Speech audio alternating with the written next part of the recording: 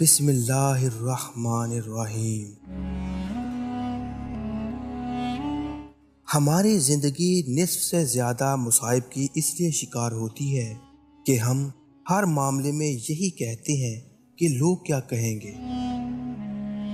بعض لوگ عبادت کو محض تسنہ کی خاطر کرتے ہیں تاکہ معاشرے میں کچھ نہ کچھ وقار قائم رہے۔ یہ ان کی بد عادت ہے، عبادت نہیں۔ آپ کسی پر اس لیے زیادہ ناراض ہو رہے ہیں کہ اس سے آپ نے کچھ توقعات وابستہ رکھی ہیں۔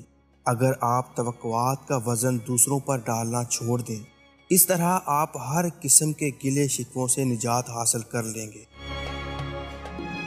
اگر اس دنیا میں آپ اپنا اخروی مرتبہ دیکھنا چاہتے ہیں تو پھر آپ دیکھیں کہ میرے نزدیک اس دنیا میں دین کی کتنی قدر و منزلت موجود ہے۔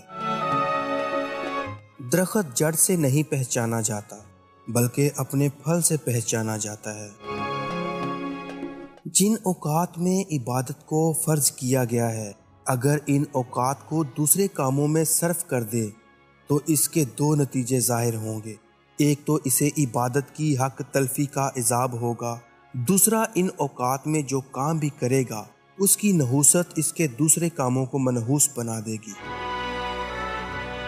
اگر آپ کی اولاد آپ کے ساتھ بڑھاپے میں سخت نافرمانی اور سرکشی کے ساتھ پیش آتی ہے تو اس کا مطلب ہے کہ آپ آغاز میں ان کی محبت میں خدا کی سخت بغاوت کرتے رہے ہیں۔ جو انسان قرآن کی تعلیم سے سیدھا نہیں ہوتا، اسے زندگی کے حوادث اور ناگہانی آفات خود بخود سیدھا کر دیتی ہیں۔ لالچی اور خوش آمدی کو بالکل دوست نہ بنائیں۔ لالچی دوست ہر وقت امداد کا مستحق بنا رہتا ہے اور خوش آمدی دوست طمع کے وقت بے حد تعریف کرتا ہے۔ اگر طمع پورا نہ ہو تو پھر وہ اپنی خوش آمد کو عیب جوئی میں تبدیل کر دیتا ہے۔ زنا ایک عورت کی عصمت کا قرض ہے۔ عصمت کے قرض کو زانی خود نہیں اتار سکتا بلکہ اس کی بیوی بیٹی اپنی عصمت کے ذریعے اس قرض کو ادا کرتی رہے گی، اس لیے کہ باپ کا قرض اس کی اولاد ہی ادا کرتی ہے۔ چوری ایک بڑا گناہ ہے، لیکن بعض لوگ چوری کے ذریعے جنت خریدنے کی کوشش کرتے ہیں۔ یہ لوگ وہ ہیں جو عمرہ کے ذریعے حرمین میں داخل ہو جاتے ہیں، پھر چور بن کر چھپے رہتے ہیں۔ جب حج ہوتا ہے، یہ چوری کا حج پڑھ کر ہمیشہ کے لیے حاجی الحرمین بن جاتے ہیں۔ پیر اپنے مریدوں کو جو تعویذ لکھ کر دیتا ہے وہ بھی کاغذ کا ایک ٹکڑا ہوتا ہے، اور مرید جو اس کے معاوضے میں 100 ہدیہ دیتا ہے وہ بھی کاغذ کا ٹکڑا ہوتا ہے۔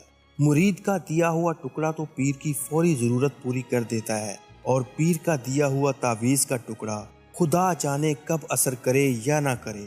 آپ بتلائیں ان میں زیادہ کامل کون ہے، پیر یا مرید؟ بخیل کی روٹی بیماری پیدا کرتی ہے، اس لیے کہ بخیل کے چولہے کے نیچے جتنی دیر آگ جلتی رہتی ہے، بخیل کا دل اس سے بھی زیادہ جلتا رہتا ہے۔